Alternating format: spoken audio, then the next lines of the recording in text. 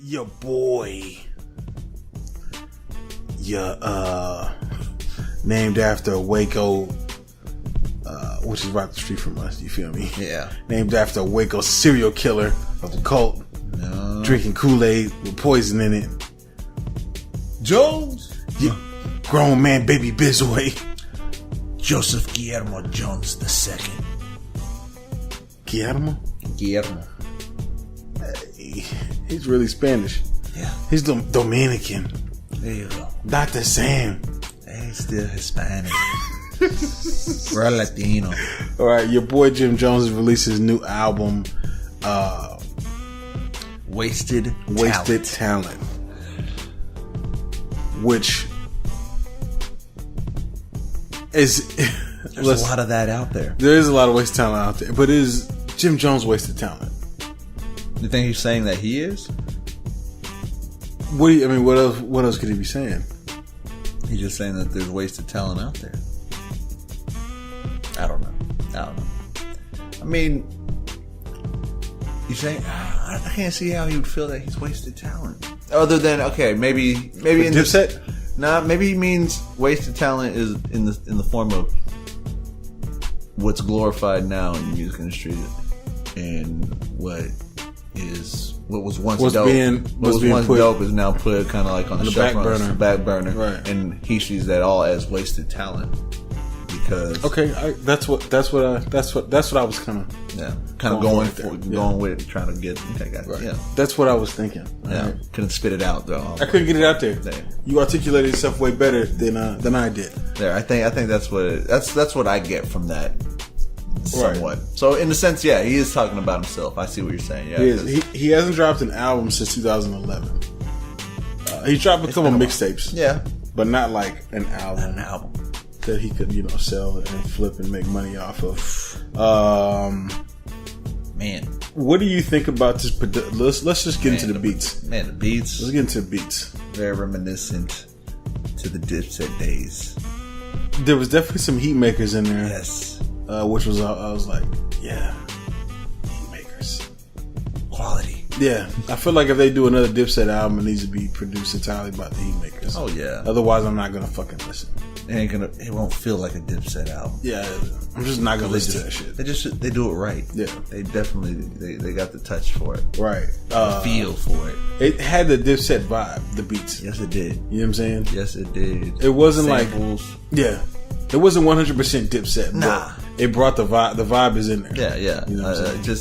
Just I think him being such a big piece of Dipset, one of the originators. He just he kind of brings that vibe with him a lot of the time. Not always. Right.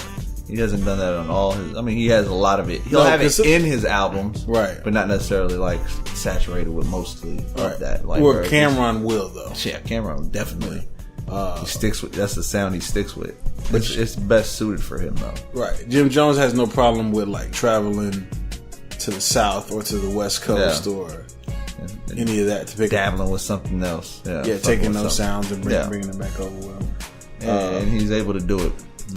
Definitely because his style isn't real complex, but he definitely gets what he needs out there. He does put things together well, for how he spits it. But he always has though. But yeah. It's like this. I remember when Dipset came out and people kept saying he couldn't rap, and I was like, I didn't see. He could rap. He just maybe you don't like his voice, his style. You know what I'm saying? Yeah, the way he was doing it. His ad libs. Some people didn't like just his ad libs because he'd say things, not just have a sound or a word, in the background. His ad libs would come out kind of stronger than the actual verse that time. When he says something, his ad libs would sound as vocal and as loud as the verse, to where it's most people kind of have it a little back, a little more faded, where it ain't as prominent. And he fucking puts it out there. What I thought was really dope was he made a reference to an old ad-lib when he said "Squally." I was like, dog, I don't even think people say that shit anymore. Yeah. But it was just interesting hearing that. It brought me back to very nostalgic the Dipset time period. What do you think about? I was waiting to hear Goonies, my Goonie Goo Goo. Right. What do you think of? We talked about the title of the album, "Wasted Talent," but I feel like the theme overall was like kind of like OG hustle music. Man, it was some gangster shit. Yeah, I felt like OG hustle gangster, like had that like a Bronx tale. Well, okay, so that was probably my biggest pitfall for me for this album, because I feel like my Bronx tale is overused. You know what I'm saying? Yeah. And it definitely has been. It's been over fucking. If you listen for our age group, yeah, we've heard. How many times have you heard we've heard it before? How many times did you watch the fucking movie? Plenty of times. So it's like, you know what it is. This is like, oh, Bronx tale again. You know what I'm saying? another variation. There's got to be some more gangster shit out there that you can use. Yeah. Now, I'm not saying you can't live by some of the codes that popped up in the Bronx tale. Yeah. There's some codes in there, but like, maybe for a track you put it out there, but like the whole album concept for it's like, that was like my only pitfall with it, really. You know what I'm saying?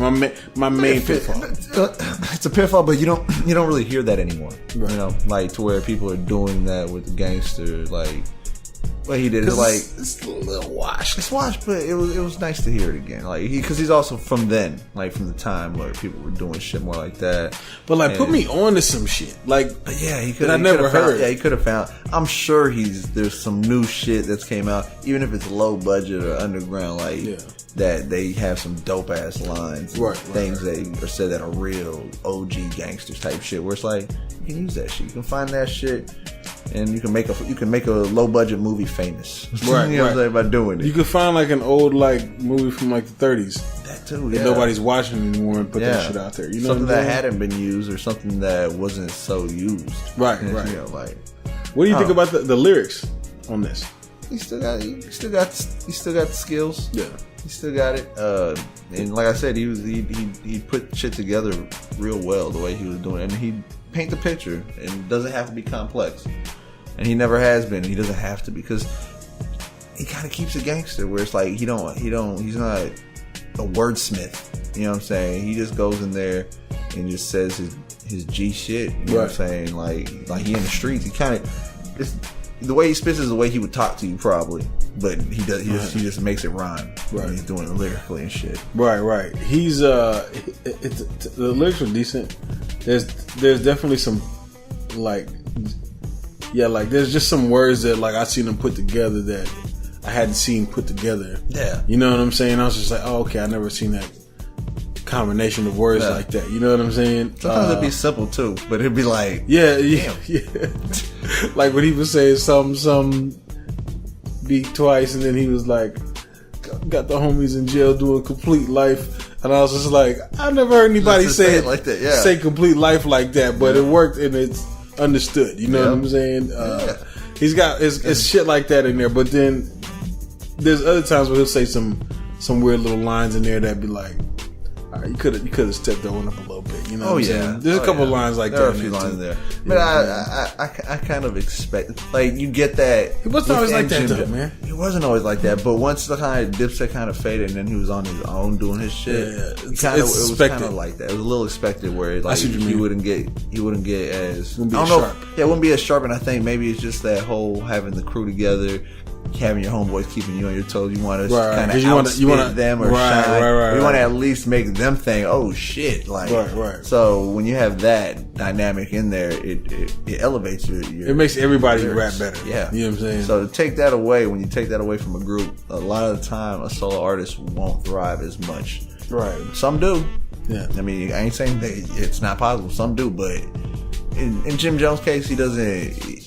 His lyrics don't thrive as much when he's on his own, but he does hit you with some vintage every once in a while. He'll hit you with some shit and you're like, okay, there it is. Right. Overall, he'll come out with some shit that is a little corny. Right. Just a little bit. You know what I'm saying? Everybody does it. Yeah. You know what I'm saying? Everybody says something just a little like, a little questionable. I've said some questionable shit. Yeah. You know I mean, I've always enjoyed his ad libs. Like, they've always been interesting and entertaining. They have. So he's like the first ad lib king. Yeah, for real. Like, straight up, like to really make, like, put emphasis on ad libs. You know what I'm saying? Where everyone was just, ad lib was an ad lib. He made ad lib. No, it was different. Yeah. He'd be like, you know what I mean? I'm fucking the chick on the stairwell, and then he'd be like, pregnant.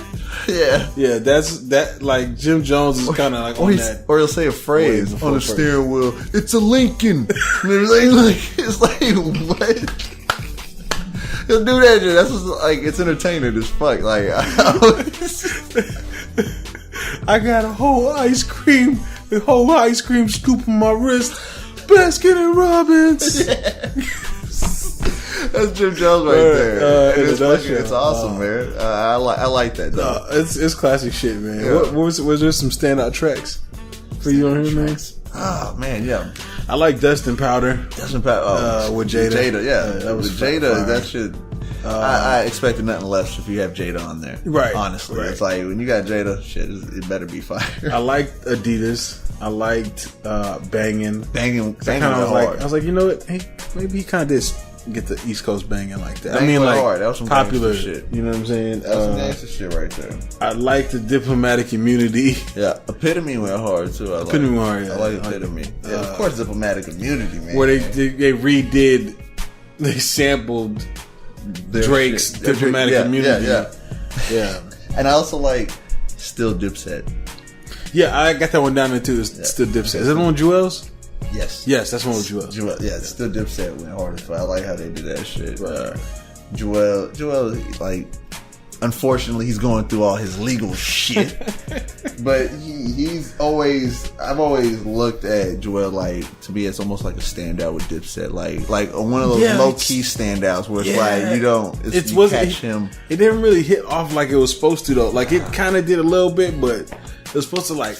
You know what I'm saying? I really felt like it was supposed to for him, and then it's just like.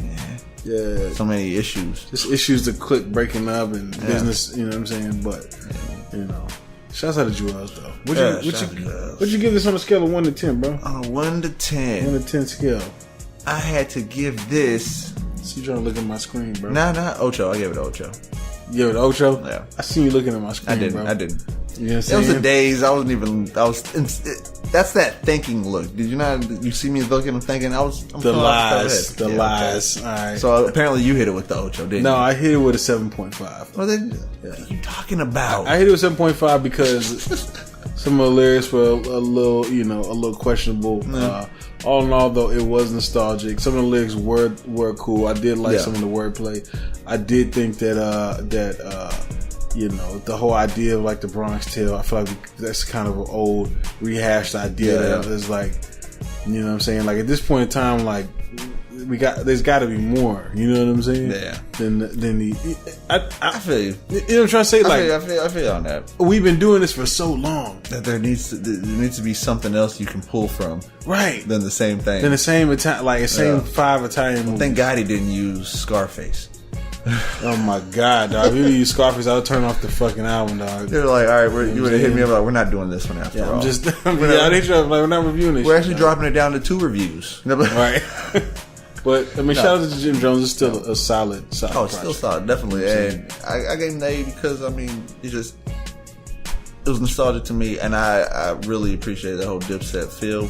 Like I like that, and I feel like a little bit like his lyrics were probably like me personally. I feel they're a little bit more than what you probably felt they were. Just a little bit. I liked his lyrics a little bit more than you did probably. Okay, I like how he pushed it together in his gangster way. Right. Like I like gangster music. It's a long time you don't hear a lot of gangster music.